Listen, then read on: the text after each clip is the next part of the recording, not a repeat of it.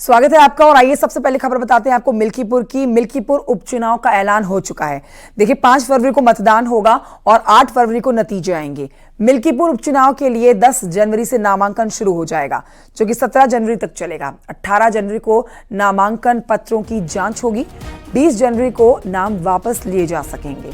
Updates आपको दे रहे हैं मिल्कीपुर उपचुनाव से जुड़ी हुई। इस चुनाव में 3,70,829 मतदाता प्रत्याशियों के भाग्य का फैसला करेंगे। इसमें 1,92,984 पुरुष मतदाता हैं, जबकि 1,77,838 महिला मतदाता और 7 थर्ड जेंडर हैं। चुनाव के लिए 255 बूथ और 414 मतदान स्थल बनाए जाएंगे।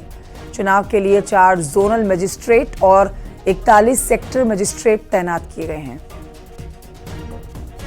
और हमारे टोटल बूथ जो हैं वो 414 बूथ मध्य स्थल हैं और मतदान केंद्र 255 हैं। इस पूरे इलेक्शन को कराने के लिए हमने पूरे विधानसभा को 4 जोन में बांटा है और 41 सेक्टर में बांटा है। हमारे जितने भी जोनल सेक्टर मजिस्ट्रेट हैं उनकी तैनाती हो चुकी है, एक ट्रेनिंग भी हो चुकी है और लगातार हमारे जितने भी इस चुनाव से संबंधित जो प्रभारी अधिकारी हैं।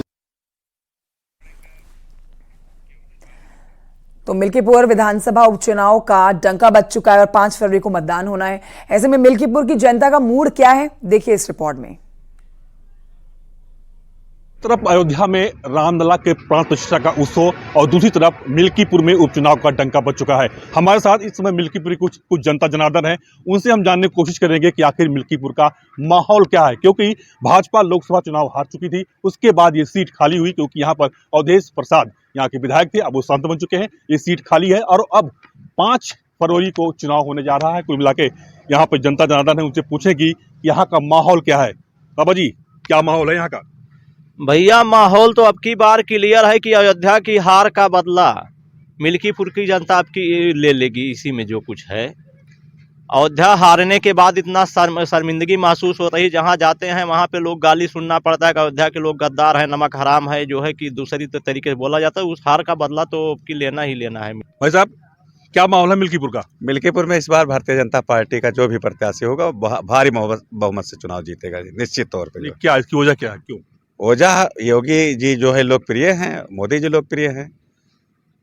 दादा, क्या माहौल है यहाँ का? जी अब हमें तो जानते हैं, आप समाजवादी हैं, क्या बताएं। कोई बात नहीं, आप खुल के बोलिए, क्या चाहते हैं आप? हम तो भाई समाजवादी रहेंगे। नहीं तो क्या पिता को सांसद बना दिया, आप बेटे को विधायक बनाएंगे? जी, तो दोनों पद एक परिवार में रहेगा? मतलब है, परिवार से नहीं मतलब है, हमें समाजवादी से मतलब है। क्या लग रहा है आपको इस बार? इस बार जीतेगी भाजपा, भाजपा ही जीतेगी। आपको क्या लग रहा है कि भाजपा की वोट क्यों दिया जाए? अरे यही अयोध्या जो हारी है। अरे रामलला इतना सही काम हुआ है यहाँ पे, सब जगह जो है मंदिर बन रही हैं। तो फिर लोकसभा क्यों हरवा दिया था आपने? अरे अब हार गए, कुछ कारण था इसमें। कुछ और भी यहाँ पे भैया, क्या माहौल लग रहा है आपको यहाँ पे? माहौल ठीक है, लेकिन अगर जो बाबा कहना मानेगा वही विधायक बनेगा। यहाँ पे हमारे योगी बाबा जो हैं वो जिसको कह देंगे वही बनेगा। यहाँ नया चेहरा आना चाहिए। ये बाबा पुराने हो गए हैं। यहाँ 5 स्कूल हैं, इसमें इतने गड्ढे हैं कि बाबा अगर पैदल चल के चले जाएंगे तो उनके गोद से नीचे निकल जाएंगे हम लोग। क्या माहौल है यहाँ का? मिल्कीपुर का इसमें माहौल बहुत बढ़िया है। और जैसे हमारे अन्य साथी कह रहे थे कि सपा को या भाजपा को, तो हम तो ये कहते हैं बाबा का बुलडोजर गरज रहा है और गरजता रहेगा, क्योंकि अभी बहुत जल्द ही चुनाव हुआ कुंदरखी का, वहाँ का परिणाम लोग देख रहे हैं। और पूरे उपचुनाव में 9 सीटों पर 7 सीटें भारतीय जनता पार्टी लेकर आई। मिल्कीपुर की भी सीट भारतीय जनता पार्टी जीतेगी। बस केवल मिल्कीपुर की विधानसभा की क्षेत्र की जनता ये मांग कर रही है कि भारतीय जनता पार्टी इस बार नया चेहरा दे। ये है मिल्कीपुर की जनता जनार्दन जो इस बार भाजपा के पक्ष में वोट देने के मूड में। हालांकि सपाई भी यहाँ पे है, लेकिन इस बार लग रहा है कि पलड़ा जो है वो भाजपा का भारी होगा, क्योंकि यहाँ की जनता चाहती है कि अब हम लोकसभा चुनाव का बदला मिल्कीपुर विधानसभा उपचुनाव से लेंगे। केबी शुक्ला, न्यूज़ 18, मिल्कीपुर, अयोध्या। यूपी सरकार के मंत्री दिनेश प्रताप सिंह ने अखिलेश के आरोपों पर पलटवार किया है। उन्होंने चुनाव में सत्ता के गलत इस्तेमाल का आरोप लगाया और उसे गलत बताया। उन्होंने कहा है कि अगर ऐसे वोटों को प्रभावित किया जा सकता है तो अखिलेश खुद क्यों नहीं कर पाए। मिल्कीपुर उपचुनाव की घोषणा हो गई है, लेकिन समाजवादी पार्टी जो है वो आरोप लगा रही है कि आप तो वोट की लूट करते हैं। मैं नहीं समझता कि इतने बार से लगातार भारतीय जनता पार्टी उत्तर प्रदेश में जीत रही है।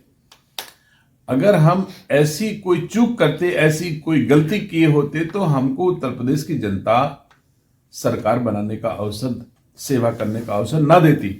अब जो लोग बाहर बैठे हैं, जिनके पास कोई नीतियां सिद्धांत नहीं है, उन लोगों को जनता भाव नहीं दे रही, तो उनको ऐसे ही लग रहा है कि हम लोग ऐसा करते हैं, ऐसा करके कहीं जन समर्थन 1, 2, 4 व्यक्ति का हो तो समर्थन प्रभावित करके लिया जा सकता है, लेकिन आम जनता का जन समर्थन बेजा प्रभाव का इस्तेमाल करके कोई हासिल न कर पाया है, न कोई हर पाएगा। अगर ऐसा होता तो तमाम सरकारें अखिलेश यादव जी भी सत्ता में रहे, वही क्यों नहीं प्रभावित करके अब तक सरकार बना ली, कई बार सरकार बना लेते, प्रभावित कर दे। अखिलेश यादव के आरोप और मिल्कीपुर में होने वाले चुनाव को लेकर सांसद सतीश गौतम ने कहा है कि मिल्कीपुर में अखिलेश को पहले से हार दिख रही है, इसीलिए वोट लूट का आरोप लगा रहे हैं। उनको ऐसा लगता है कि सरकार से बाहर बहुत दिन हो गए उनको। पहली बार भारतीय जनता पार्टी और योगी जी के शासन में इस तरह की वार्ता नहीं होती है। आजादी से वोट को आजादी नहीं, तो आप मुझे बताइए, जब हम सांसदी में 2000 से हारे, कैसे हार सकते थे? हार ही नहीं सकते थे। 2200 से हमारे एमपी आ रहे। निष्पक्ष चुनाव होता है उत्तर प्रदेश के अंदर, बेधड़क अपना वोट डाल सकता है, कोई भी नहीं कह सकता कि उस पर प्रेशर है किसी बात का है। उन्हें हार दिखाई दे रही है। भारतीय जनता पार्टी की वहां पर प्रत्याशी जीतेंगे मिल्कीपुर में और बहुमत से जीतेंगे। उनको पहले से हार है, तो इसलिए वो आरोप लगा रहे हैं। तो बीजेपी के राष्ट्रीय चुनाव अधिकारी और यूपी से राज्यसभा के सांसद डॉक्टर के लक्ष्मण ने कहा है कि सपा महाकुंभ को डिस्टर्ब करना चाहती है। साथ ही उन्होंने कहा है कि फरवरी में यूपी को मिल जाएगा प्रदेश अध्यक्ष और संगठन चुनाव भी संपन्न हो जाएंगे। देखिए क्या कुछ कहते हैं। समाजवादी पार्टी के विधायक ओम प्रकाश सिंह ने उन्होंने कहा कि मुस्लिम अगर महाकुंभ जाना चाहेंगे तो उनको हम लेके जाएंगे, जबकि संतों ने इसका विरोध जताया है। ये देखो, महाकुंभ को आज इस तरह पूरा देश विदेश से जो लोग आ रहे हैं, उसको समाजवादी पार्टी किसी न किसी वजह से, किसी न बहाने से उसको जो आज डिस्टर्ब करना चाह रहे, माहौल को खराब करना चाह रहे, ऐसे बयान देते जा रहे हैं। मगर महाकुंभ बड़ी पर्व जरूर विदेशी से भी लोग आना शुरू करें।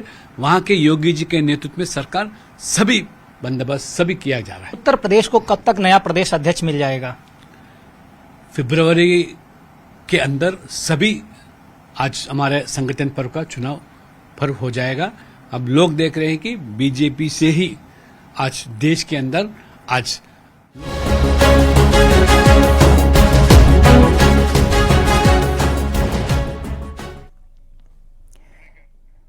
और ये बात करते हैं वन नेशन वन इलेक्शन की। देखिए, वन नेशन वन इलेक्शन पर न्यूज 18 पल्स ने सबसे बड़ा सर्वे किया है। आपको सर्वे दिखाएंगे, लेकिन इससे पहले इससे जुड़ी एक आपको बड़ी अपडेट दे देते हैं, बड़ी खबर बता देते हैं। वन नेशन वन इलेक्शन के लिए संसद में पेश हुए 129वें संविधान संशोधन बिल की समीक्षा के लिए बनी जॉइंट पार्लियामेंट्री कमेटी की पहली बैठक इस समय जारी है। संसद के शीतकालीन सत्र में one nation one election bill के पेश होने के बाद 39 सदस्यों वाली जेपीसी का गठन किया गया था। इस कमेटी में 27 सांसद लोकसभा से हैं और 12 सांसद राज्यसभा से हैं। 39 सदस्यों वाली जेपीसी में कांग्रेस की तरफ से प्रियंका गांधी वाड्रा हैं, मनीष तिवारी हैं, सुखदेव भगत सिंह हैं और भी कुछ नाम शामिल हैं। लेकिन अगर आप बीजेपी की बात करते हैं तो यहाँ पर बड़े नामों में बांसुरी स्वराज है, संबित पात्र हैं, अनुराग ठाकुर है। तृणमूल कांग्रेस से भी यहाँ पर कल्याण बैनर्जी का नाम है। इसके अलावा समाजवादी पार्टी, डीएमके, टीडीपी समेत दूसरी पार्टियों से भी सांसदों को इस जेपीसी का सदस्य बनाया गया है। इस समिति को संसद के अगले सत्र के आखिरी हफ्ते के पहले दिन तक अपनी रिपोर्ट पेश करनी होगी।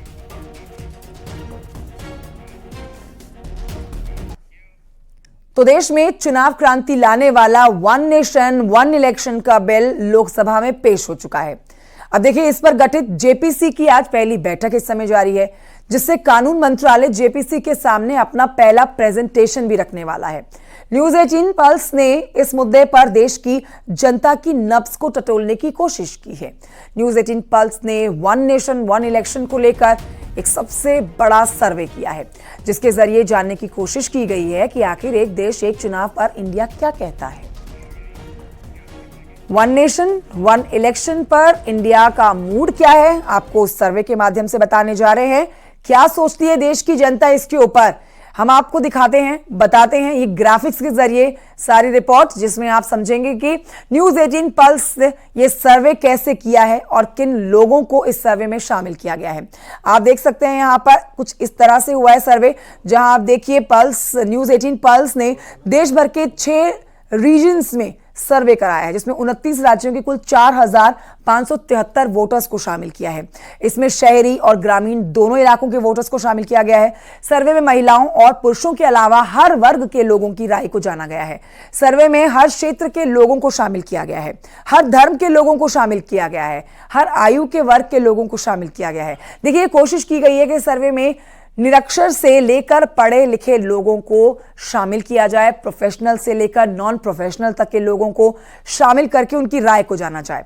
वन नेशन वन इलेक्शन, जिस पर आपको बताएं कि वो वन नेशन वन इलेक्शन पर क्या सोच पा रहे हैं, क्या वो समझ पा रहे हैं, क्या वो चाहते हैं, इस पर आपको हम दिखाएंगे हमारा एक खास सर्वे। लेकिन आप ये भी जान लीजिए कि एक देश एक चुनाव पर इंडिया का मूड क्या कहता है, उस पर आप हमारा सर्वे देख रहे हैं ग्राफिक्स के जरिए। फिलहाल हम आपको बता रहे हैं कहां पर हमने कैसे इस सर्वे को करवाया है।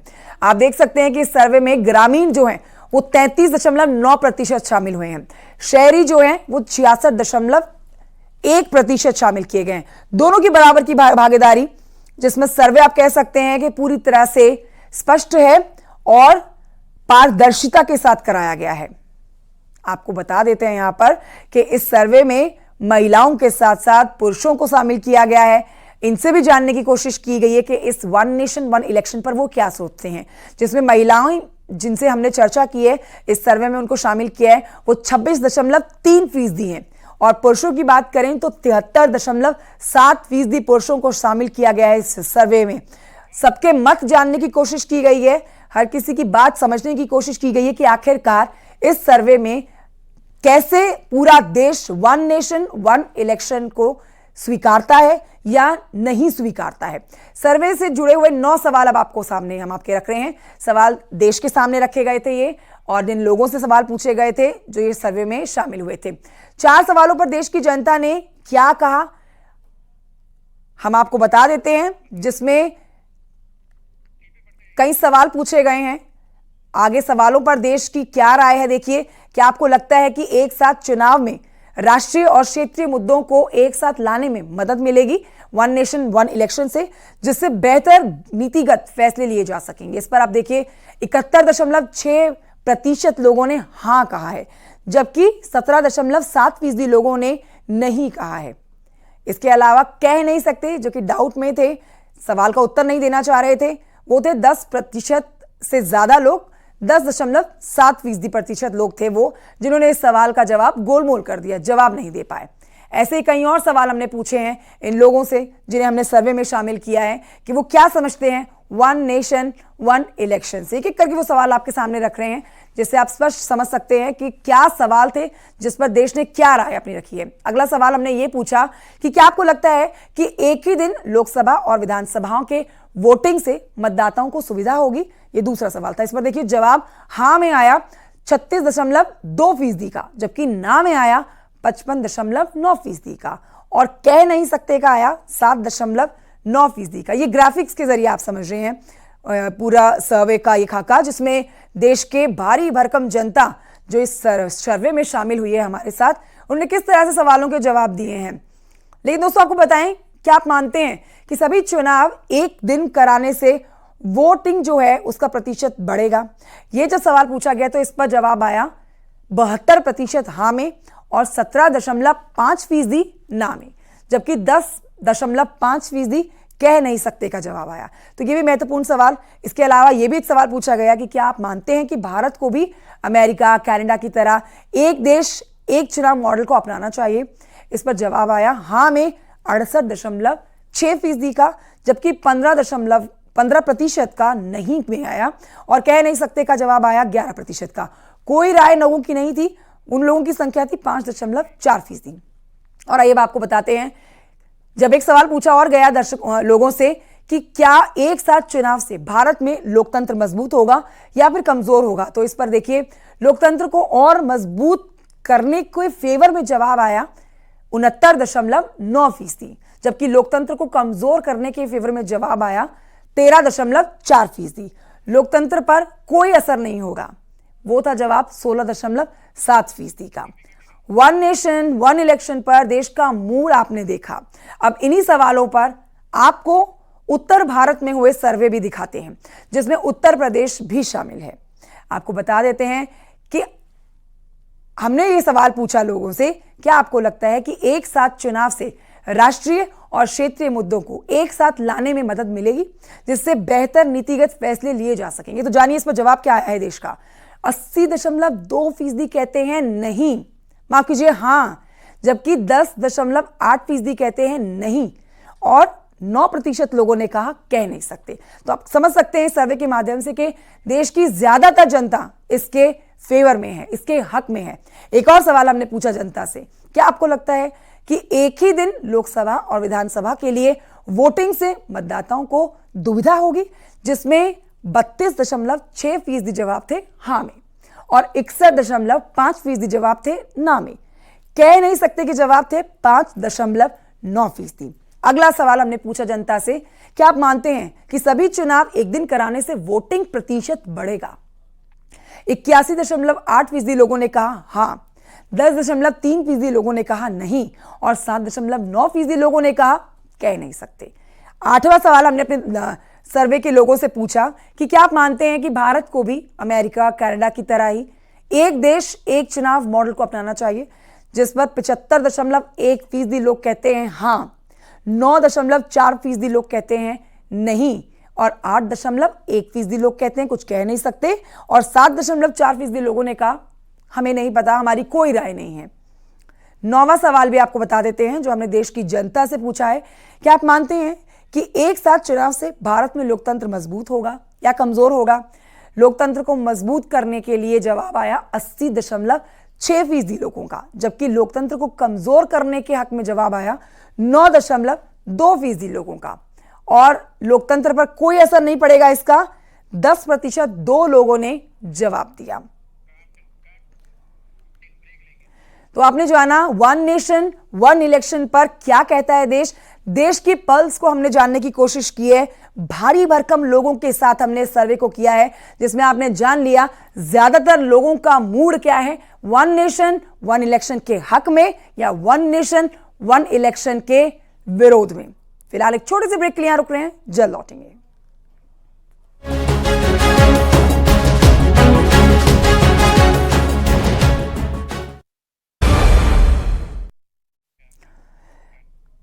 वेलकम बैक और आइए आगे बढ़ते हुए संभल से आपको अपडेट दे देते हैं। संभल के मंदिर मस्जिद विवाद पर इलाहाबाद हाई कोर्ट ने संभल की जिला कोर्ट में चल रहे मुकदमे की सुनवाई पर 25 फरवरी तक रोक लगा दी है। बड़ी खबर आपको बता रहे हैं। इसके साथ ही हाई कोर्ट ने सभी पक्षकारों से 4 हफ्ते में जवाब दाखिल करने को कहा है। पक्षकारों के जवाब पर मस्जिद कमेटी को 2 हफ्ते में अपना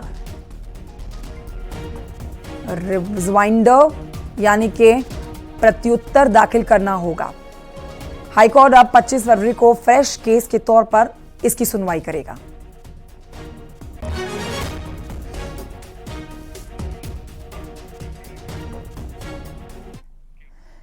संभल से एक और अपडेट, जहां कोर्ट में जामा मस्जिद और हरिहर मंदिर केस पर सुनवाई हुई है, जिसमें अगली सुनवाई की तारीख 5 मार्च को दे दी गई है। सर्वे रिपोर्ट दाखिल किए जाने के बाद आज ये पहली सुनवाई थी, जिसके ऊपर सबकी निगाहें टिकी हुई थी। इस दौरान मुस्लिम पक्ष के वकीलों ने सुप्रीम कोर्ट के आदेश को कोर्ट में दाखिल किया है। 19 नवंबर को संभल की जामा मस्जिद में हरिहर मंदिर होने का दावा करते हुए 8 लोगों की ओर से सुप्रीम कोर्ट के अधिवक्ता विष्णु शंकर जैन ने सिविल जज सीनियर डिवीजन की अदालत में इसे पेश किया था। अब देखिए, उसी दिन सुनवाई करते हुए अदालत ने एडवोकेट कमिश्नर नियुक्त करते हुए मस्जिद के सर्वे के आदेश दे दिए थे। मुकदमा पेश हुआ हमारी तरफ से, जामा मस्जिद की तरफ से ऑनरेबल सुप्रीम कोर्ट का जो ऑर्डर आया है उसको दाखिल किया गया।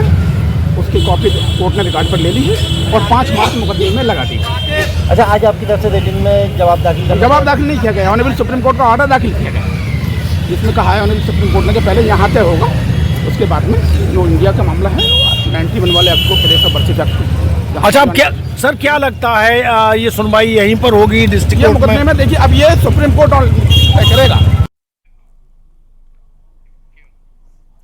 उधर हिंदू पक्ष के वकील का दावा है कि मस्जिद पक्ष ने कोर्ट में इंटरनेट की कॉपी दी है जिस पर वो आपत्ति करेंगे। वो आज डेट लगी थी, आज विपक्षी संघ के 5 व 6 को जवाब दाखिल करना था, वो उन्होंने नहीं किया। हमने ये प्रार्थना पत्र दिया है कि इनका अवसर समाप्त किया जाए जवाब दाखिल करने का। कोर्ट ने हमारा प्रार्थना पत्र रख लिया है, 5 मार्च नियत कर दी है, आदेश अभी कोई नहीं किया है। ये विपक्षी संख्या 5 और 6 कौन है? 6 तो वही हरिहर मंदिर मस्जिद है और 5 जो है स्टेट गवर्नमेंट जिलाधिकारी संभल है। जामा मस्जिद के पक्ष के वकीलों का कहना है कि हमने सुप्रीम कोर्ट के उस आदेश को आज सबमिट किया था कोर्ट में, जिसके बाद देखिए वो पता नहीं क्या वो एक नेट की निकली हुई कॉपी दी है, उन्होंने हमें तो दिखाई नहीं है और कोर्ट ने भी उसको नहीं पढ़ा है, लेके रख लिया है, तो उस पर हमें आपत्ति देनी है, देखेंगे क्या करना है। तो आखिर क्या लगता है केस में सुनवाई यहीं डिस्ट्रिक्ट कोर्ट में होगी, हाई कोर्ट जाएगा? जो सुप्रीम कोर्ट की गाइडलाइन के अनुसार क्या होना है? देखिए, सुप्रीम कोर्ट ने ये गाइडलाइन नहीं दी है कि इस कोर्ट की सुनवाई कहाँ होगी। उन्होंने तो ये कहा था कि ये जो विवादित मस्जिद पक्ष है ये सुप्रीम कोर्ट में जाए, और सीधे सीधे सुप्रीम कोर्ट चले गए थे, वो वहाँ जाके अपना रिट फाइल करे और रिट विदिन 3 डेज सुनी जाए। अब हाई कोर्ट ये तय करेगा कि ये मुकदमे की सुनवाई कहाँ होगी।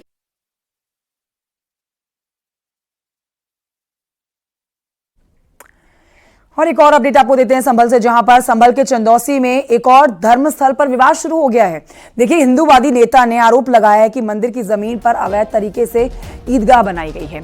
उनका कहना है कि लोगों के विरोध के बावजूद समाजवादी पार्टी की सरकार के समय में मीनार की ऊंचाई बढ़ाई गई है और अब ये इतनी ऊंची हो गई है कि मंदिर भी अब ढक गया है। उन्होंने आरोप लगाया कि अवैध कब्जे पर यह मस्जिद तैयार की गई है। अवैध कब्जा करके मंदिर आने जाने का रास्ता भी बंद कर दिया गया है। यहाँ पे महादेव जी का, शिव जी का बहुत प्राचीन मंदिर है और हिंदू परिवार की भूमि पर ही वो मंदिर बना हुआ है और वो सारा प्रांगण हिंदू परिवार ने ही दान दिया था। लेकिन सपा सरकार में वहाँ का ईदगाह का जो अवैध रूप से निर्माण कर दिया गया, मुस्लिम धर्मस्थल का निर्माण वहाँ कर दिया है। और पिछले हमने जो सब सपा सरकार थी तो वहाँ वो मीनारे बना रहे थे ईदगाह पर, तो हमने काफ़ी प्रयासों से आंदोलन किया और हमने शिकायतें करी प्रशासनिक अधिकारियों को, तब वो जाके उसकी मीनारें रुकी। लेकिन फिर भी उन्होंने उस ईदगाह को इतना ऊंचा कर दिया है, जो हमारा मंदिर ढक दिया, उसका आवागमन का मार्ग अवरुद्ध कर दिया है। और इसी के साथ बुलेटिन में इतना ही। आप दीजिए मुझे इजाजत। देखते रहिए News 18।